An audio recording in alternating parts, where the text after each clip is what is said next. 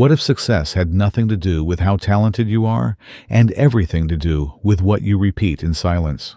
Most people live their entire lives without ever touching the edge of their actual potential. Not because they lack intelligence, not because they lack opportunity, and definitely not because they don't care. It's because they never learn how to push themselves. Not once, not temporarily, but consistently, especially when no one else is watching. They settle early. They normalize mediocrity.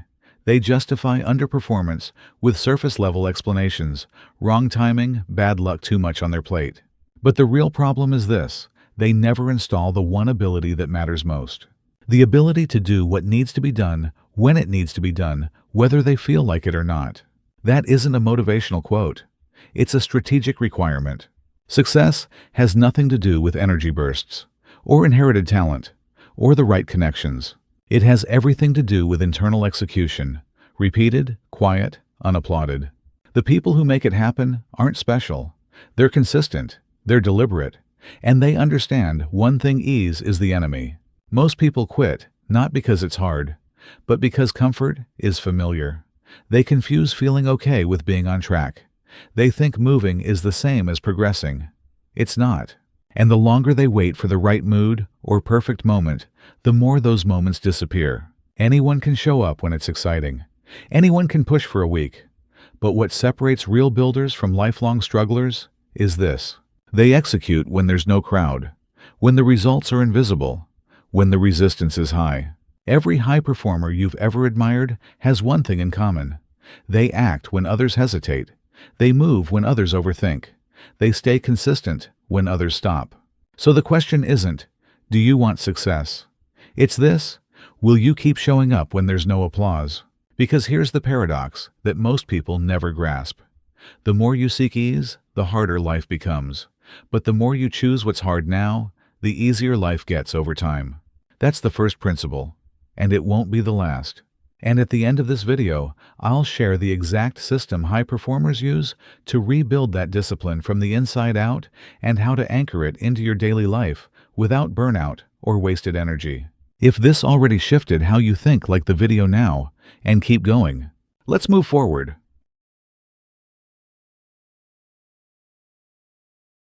Growth doesn't happen because you feel ready. It happens because you act when you don't. Most people believe success comes with less fear, less doubt, more confidence. They think high performers wake up inspired, that they feel different. But that belief is wrong. The difference between those who move forward and those who stay stuck isn't how they feel, it's what they do when those feelings show up. Successful people feel the same resistance.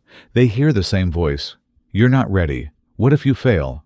But they act anyway. They know that discipline isn't about emotion. It's about repetition. They don't wait for motivation. They don't seek validation. They execute regardless. This is what separates achievers from excuse makers: the willingness to act in the presence of discomfort. They understand something simple and brutal. Growth requires discomfort. Comfort protects mediocrity. If you want something you've never had, you will have to do something you've never done. And every day, the choice is yours. Push or coast. Challenge yourself or default back. Grow or remain. The beauty and the burden is that this choice can't be outsourced. No one can make it for you. No one can remove it from you. Every result you see in your life is a mirror of those repeated decisions. If you keep choosing ease, life will get harder. If you keep choosing what's hard now, life gets easier later. This is not motivation. This is mechanics. Discipline isn't about burnout. It's not about sacrificing your health. It's about doing what needs to be done, even when every part of you is looking for a way out. We all have two voices inside. One says, "You can do this." The other says, "It's too hard. You're not ready." The one you feed is the one that takes control. Successful people don't silence the second voice. They move anyway. And over time, it stops leading. Next, we take a hard look at the potential you haven't accessed, not because it's missing, but because you've never forced yourself to use it.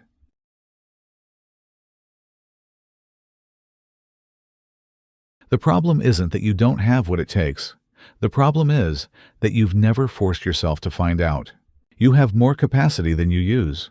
more strength than you show, more intelligence than you apply, more courage than you express. But if you never push beyond what feels manageable, you'll never touch it. Most people live far below their potential, not because that potential doesn't exist, but because they accept limits that were never tested. They buy into quiet lies. I'm just average. That level isn't for people like me. Some people are just wired for more. They speak those lies so often that they start to sound like facts. And then they design their habits around those beliefs. But the truth is simpler. The only thing separating you from the most capable person you know is consistency under pressure. That's it. They didn't get better because they were born different. They got better because they made a decision you haven't made often enough. Push through, even when you don't feel like it. And here's what happens when you do that long enough. You unlock capacity. You trigger dormant abilities. You realize your past self never even scratched the surface. But most people never get there. They wait to feel confident. They want proof before effort. They want feedback before friction. That's not how growth works. You earn your next level by moving through resistance, not around it. And the way you move through it is by choosing consistency over intensity. You don't need a big moment. You need repeated motion in the right direction. Change doesn't happen through hype. It happens through habit. If you want to reshape your life, start by reshaping your rhythm. Push yourself daily, not for the drama of it, but for the discipline. Next, we break down why that gap between knowing and doing is the real reason most people stay stuck.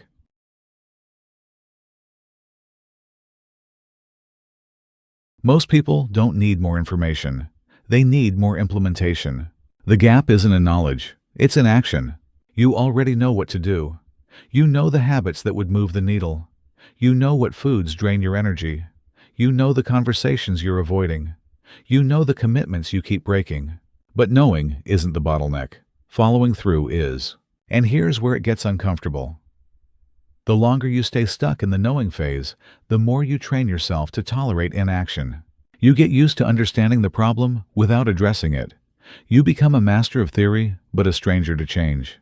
And eventually, the mind adapts to this gap. It builds rationalizations. I'll do it when I'm less overwhelmed. I'm just not that type of person. It won't make a big difference anyway. But deep down, you know none of that's true. The truth is, you're not stuck because you don't know what to do. You're stuck because you haven't turned knowledge into discipline. There is no secret formula coming. There is no magical motivation wave arriving next week. The difference between who you are and who you want to be is built in the small, quiet decision to act again and again on what you already understand. That means waking up and doing the thing you said you'd do. Not once, not when it's easy, but until it becomes who you are. Because real transformation doesn't come from intensity. It comes from intentionality. You want clarity? Then act. Because action simplifies everything. It cuts through the fog. It eliminates doubt. It reveals what works and what doesn't. You don't need 100 new strategies. You need one simple action done daily without overthinking. This is how every meaningful change begins, not with new knowledge, but with a new relationship to what you already know. Next, we go deeper into what actually triggers that transformation and why waiting to feel ready might be the very thing holding you back.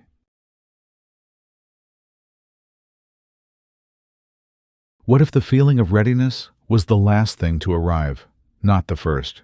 Most people never change because they wait. They wait to feel confident. They wait for momentum. They wait for some inner signal that says, "Now I'm ready." But here's what high performers know. The signal never comes until you move first. Action precedes emotion. Clarity follows motion. Discipline creates its own energy. You don't become ready and then act. You act and readiness catches up. This is the shift that changes everything. Stop waiting to feel like it. Stop needing permission. Stop believing that resistance is a sign to stop. It's not. It's a sign to begin. Because motivation is not fuel. It's a reward. You earn it by doing the thing, especially when you don't feel like it. And once you do, momentum kicks in. Confidence follows. Focus sharpens. You become the person who does not, the person who delays. Let's break it down. You want to read more. Don't plan the perfect schedule. Pick up the book now. You want to get stronger. Don't wait for energy. Do 1 rep now. You want to write? Don't wait for flow. Write 1 messy paragraph now. The point isn't to finish. The point is to begin before you're comfortable. Because if you only move when the feeling is right, your life will stay exactly where it is. The people who transform are those who act through resistance, not around it. They do small, repeatable actions. They improve by 1% daily, and that 1% compounds. Not overnight, not instantly, but inevitably. So here's the real test. What's one thing you already know you should be doing? Now ask yourself, can you do just one small version of it today without over-planning, without needing it to feel perfect? Start there, because once you prove that you can move through hesitation, you'll start to realize how many limits were never real to begin with. Now we'll finally reveal the exact 6-part system that high performers use to rebuild their mental discipline and make it stick for life.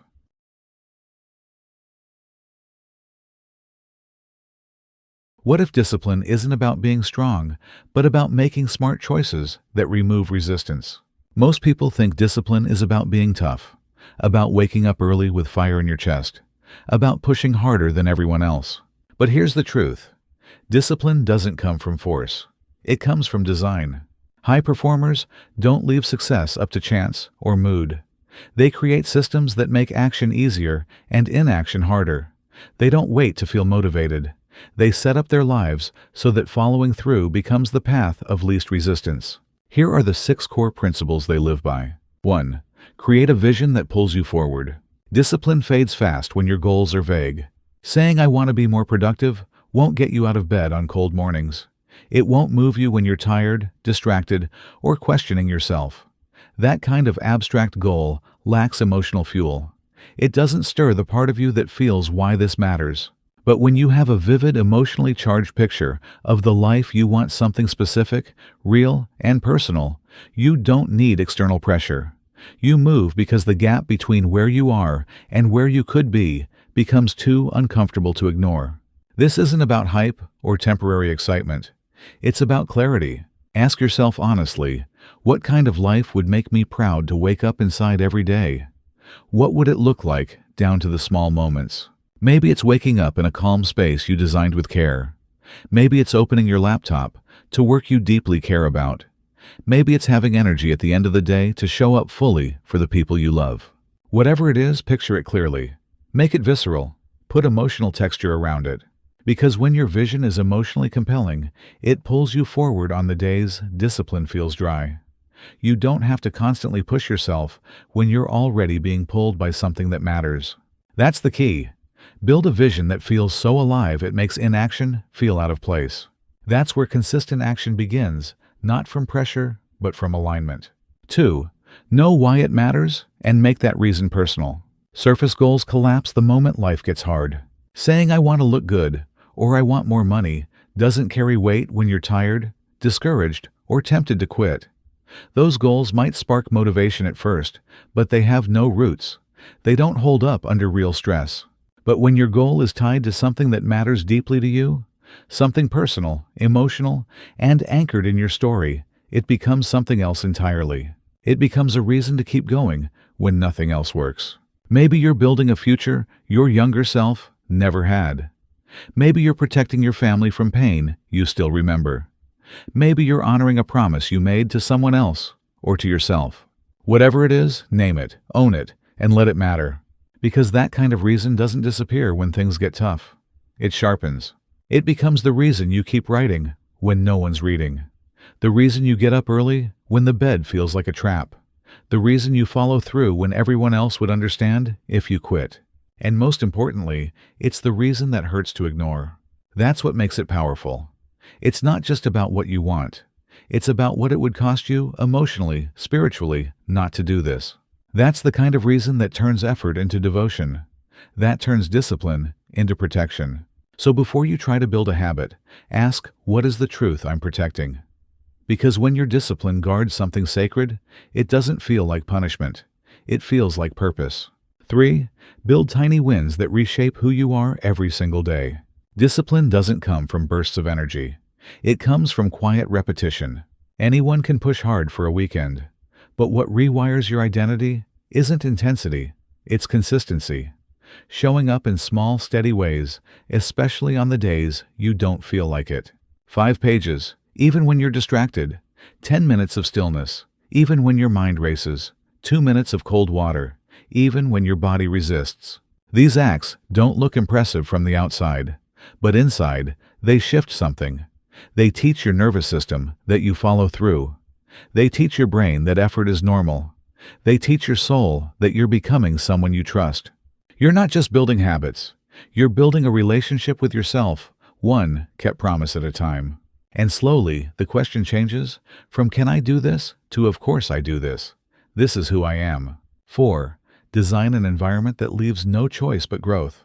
No matter how much willpower you think you have, you'll never outlast a space that's pulling you in the opposite direction. That's because your environment whispers suggestions all day long without saying a word. And most of us don't even notice how many of those whispers lead us away from the life we say we want. A cluttered desk doesn't just look messy, it tells your brain nothing important happens here. A buzzing phone doesn't just steal your focus, it conditions your mind to fear stillness. A room filled with distraction becomes a silent accomplice in your self-sabotage. But the opposite is also true. You can design your space to quietly conspire in your favor. What if your environment made good choices feel obvious and bad habits feel awkward? Leave the journal open on your pillow, so writing at night becomes automatic. Move your most used app away from your home screen so the dopamine loop gets interrupted. Keep your gym bag in your passenger seat, so skipping the workout feels like breaking a promise. Small adjustments in space lead to massive shifts in behavior because they reduce friction. And when friction drops, action flows. You don't need to push harder. You need a space that pulls better. That's not laziness, it's wisdom. Because discipline doesn't mean fighting every moment of your day. It means setting up your day so that alignment wins by default. 5. Track progress, even when it's boring, even when it's small. One of the biggest reasons people give up isn't failure. It's invisibility.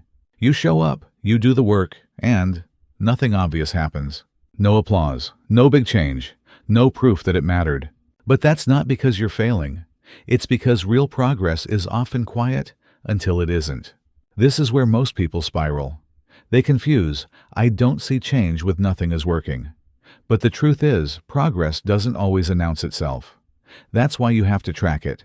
Not for validation, not for perfection, but to remind your mind that you're not spinning in place. One small check mark, one daily note, one number that moves even slightly. Those are signals to your subconscious. You're building something real. It might be a streak on your calendar, a note in your journal, a screenshot of your bank balance. What matters is that your brain sees evidence, however small, that you're not stuck. Because when your mind can see movement, it creates motivation. And when it can't, it starts whispering lies. This isn't working. You're not built for this. You're wasting your time. Tracking progress silences those lies. It gives you proof, not just hope. And over time, those tiny data points stack into something powerful, a belief that you are someone who follows through, someone who builds even when no one's watching, someone who trusts the process, not just the payoff. 6. Expect the hard part and move anyway. Every meaningful pursuit has a moment where it stops feeling exciting. The novelty wears off. The progress slows. The voice in your head starts asking, "Is this even worth it?" This dip doesn't mean something's wrong. It means something real is happening. You're entering the part of the process that actually changes you, not just entertains you. Most people quit here, not because they're weak, but because they expected the path to always feel good. They thought discipline would get easier once they started. But the truth is, discipline is resistance. It's what you choose to do when everything in you says, "Not today." And if you expect that dip, if you plan for it, it loses its power. Think of it like this. The gym feels hardest the week after the soreness sets in. Studying feels most pointless right before the first aha moment arrives. Saving money feels slowest just before the balance begins to build. These low points aren't dead ends. They're doorways, ones most people never push through. So set the expectation now. There will be a point when you want to stop, when you'll feel invisible, when your effort won't be rewarded right away. And that's when your discipline has to stop being about the feeling of progress and start being about the decision to continue. Because it's in that decision, that quiet, unrewarded, lonely decision, that transformation locks in. Not when it's easy, not when it's obvious, but when it's hard, slow, and silent, and you show up anyway. That's where the new version of you is born. These 6 principles don't just create better habits. They reshape the kind of person you believe you are. They turn vague intentions into solid systems, not based on how you feel, but on what you've quietly chosen to live by. Because discipline isn't a personality trait. It's not something you're born with or without. It's something you build one small, intentional layer at a time. And when those layers are right, you no longer rely on bursts of motivation. You no longer wait for clarity or inspiration or someone to push you. Your vision pulls you. Your reason steadies you. Your actions stack not in noise, but in quiet momentum. Your space becomes a cue for progress. Your small wins start to rewrite your identity. Your setbacks don't derail you. They remind you of your strength. You stop needing every day to feel easy. You start trusting your ability to show up anyway. And when the dip comes, because it always does, you're already prepared. You don't panic, you move. That's when the shift happens. Not just in how you behave, but in how you see yourself. Not just in what you do, but in what you awaken. You realize you're not chasing discipline anymore. You're living it.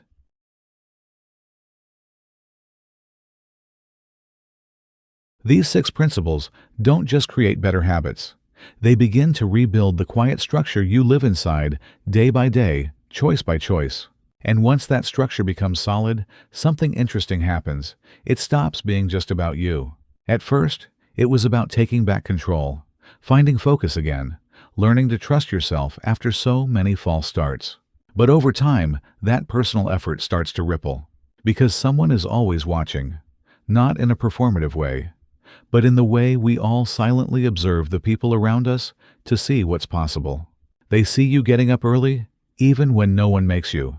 They see you choosing calm instead of chaos. They notice how you quietly stick to your standards while the world pulls in 10 different directions. And though they may never say a word, a seed is planted. That's what real discipline does. It doesn't shout, it models. Your effort done in private, in silence, in discipline, becomes a mirror for someone else's doubt. And for a brief second, it shows them, maybe I could live differently too. You won't always know whose life you've touched. You won't get applause for most of it. But that's not the point. The point is this: every time you choose clarity over comfort, you send out a quiet signal, one that cuts through noise, through fear, through delay. And someone somewhere is tuning into that signal, not because you told them to, but because you showed them it could be done. So this isn't just about self-improvement. It's about contribution, about becoming the kind of person whose discipline reminds others of their own capacity. You started this for yourself, but maybe, just maybe, you're the reason someone else starts too. If that thought stayed with you, share this video with someone who's been trying in silence. If this video helped, subscribe to the channel so you don't miss the next one. That's it. Thanks for being here.